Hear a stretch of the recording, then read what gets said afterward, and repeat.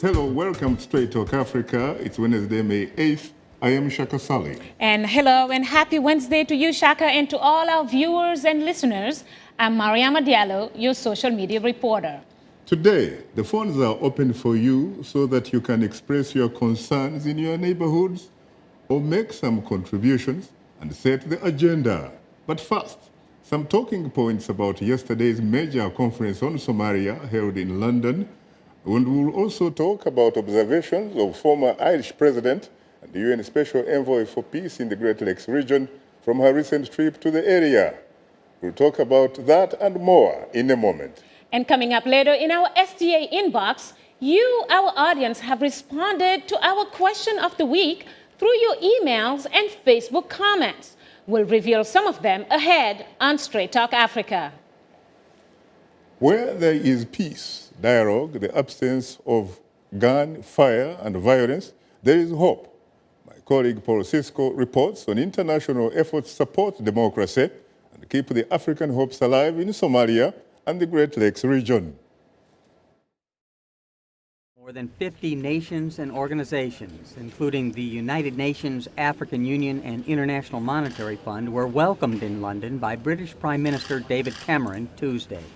Helping young Somalis to escape grinding poverty is not just vital for the future of Somalia, it's also the best antidote to the extremism that threatens us all.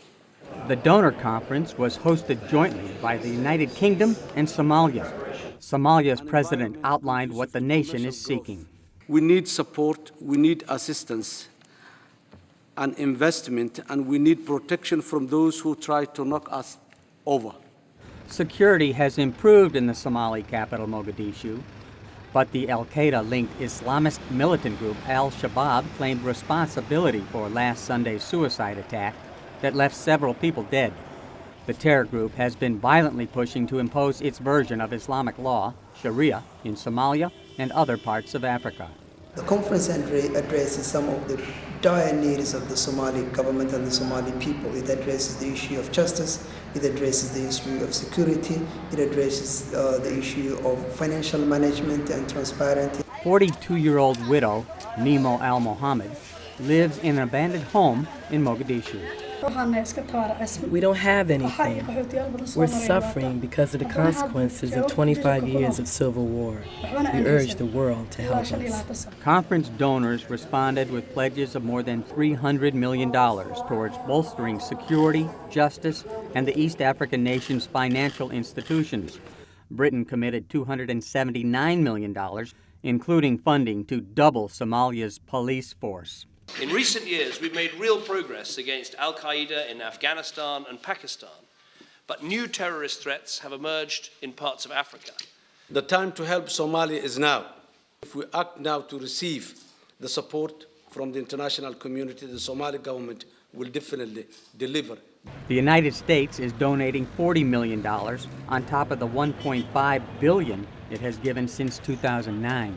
From the London Donor Conference and Somalia to the United Nations and the Democratic Republic of Congo. Former President of Ireland and UN Special Envoy Mary Robinson returned from the Democratic Republic of Congo and the Great Lakes region to tell the Security Council we are meeting at a moment of renewed opportunity for the Great Lakes region.